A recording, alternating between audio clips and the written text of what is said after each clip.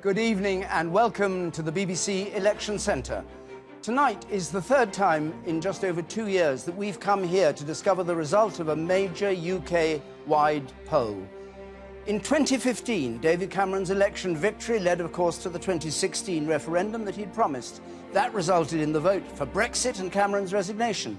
And then this election called by Theresa May, in her words, to guarantee certainty and stability for the years ahead. A three-act drama. First indications of whether she's got what she wanted or whether Jeremy Corbyn has dashed her hopes will come with the exit poll at 10. Who gets to number 10? To Jeremy Vine's finishing line. Welcome to our virtual Downing Street, where we watched in 2015 as Conservative constituencies paved a path to number 10 and Labour were left a long way behind. What will happen tonight? Will the Conservatives get the 326 seats they need to win outright, or will Labour close the gap? Earlier today, the party leaders, as ever, were filmed casting their votes, just as nearly 47 million of us had the right to do. And the first actual result will help confirm or cast doubt on this exit poll. In the race to be first to deliver, it's Newcastle and Sunderland going head-to-head. And Sophie Rayworth is in Sunderland. These are some of the 86 formers who are poised to grab the ballot boxes the minute they're brought in here, and they will run them here so the votes can be counted. Houghton and Sunderland South has been the first to declare since 1992. But this year they have competition. Newcastle is after their crown. Can they do it? We should know in about 45 minutes' time. Our team here in the Election Centre are going to be gathering, of course, all the results as they come in, analysing individual contests, updating our prediction. And Emily Maitlis is able to look at each of the 650 individual constituencies and delve deep into their political makeup. Never before have we gone into an election with such diverse predictions. Well, this is where we finally discover what the real numbers are. My giant touchscreen is being loaded with data, the result of talking to some 20,000 voters around the country. In a moment, I should be able to predict which seats could be changing hands.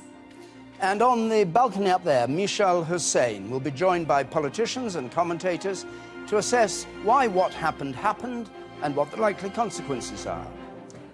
Yes, I'll be here throughout the night getting thoughts, views and verdicts on what the message delivered by the people means for the parties, their policies and some political careers. And with me down here, our political editor, Laura Kunsberg, waiting to talk about this exit poll with only a few moments to go. There are just over 20 seconds to go till Big Ben strikes 10. Then I'll be able to reveal the results of the BBC, ITV and Sky joint poll. Over 30,000 people, 144 polling stations were questioned today, and by the magic of psephology, we're able to predict what we think has happened tonight.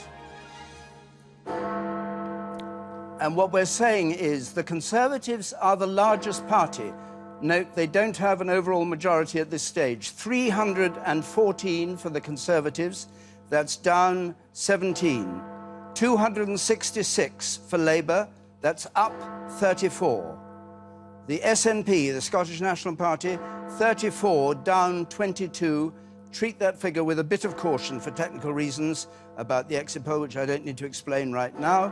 The Liberal Democrats on 14, up 6. And the smaller parties, Plaid Cymru stays on 3, the Greens on 1, none for UKIP, and the others 18. Well, the Prime Minister called this election because she wanted, as she put it, certainty and stability. And this doesn't seem, at this stage, to look like certainty and stability. A hung parliament with many questions still to be answered. Coverage continues, of course, on the BBC News channel, BBC News at 1 coming up. But I'm going to leave you now. Thank you for watching. Leave you with some of the really enduring images and words of the past 15 hours. Goodbye. Tonight is the third time in just over 2 years that we've come here to discover the result of a major UK-wide poll. What will happen tonight? Will the Conservatives get the 326 seats they need to win outright, or will Labour close the gap? Never before have we gone into an election with such diverse predictions. And by the magic of psephology, we're able to predict what we think has happened tonight. And what we're saying is the Conservatives are the largest party. Note, they don't have an overall majority at this stage. The Conservative Party have lost their overall majority and would be short by 12 votes. 12 MPs short. If these numbers are correct, then Theresa May has played a high-risk political game and she appears she may have lost her gamble. Well, the reaction from senior Conservatives, and I've talked to a few, is they flatly don't believe it. It will give enormous power to Jeremy Corbyn, not just within Parliament, but within his party too. The pound is down about 2% already against the dollar. It's also down against the euro. Boy, oh boy, oh boy, are we going to be hung, drawn and quartered if this is all wrong.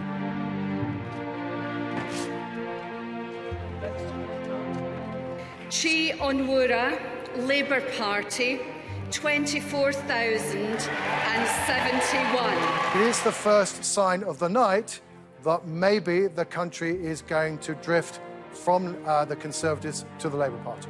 I don't know what's happened to Sunderland, John. They were beavering away, but nothing seems to have happened. All those white gloves and that running around. Julie Elliott has been duly elected to serve as member for the said constituency. Immediately better for the Conservatives than the exit polls suggested, worse for Labour than the exit polls suggested.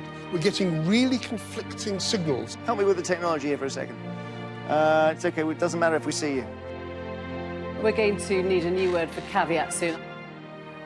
So the SNP are on 34 seats, that is. That means that they would lose 12. A real triumph for Ruth Davidson.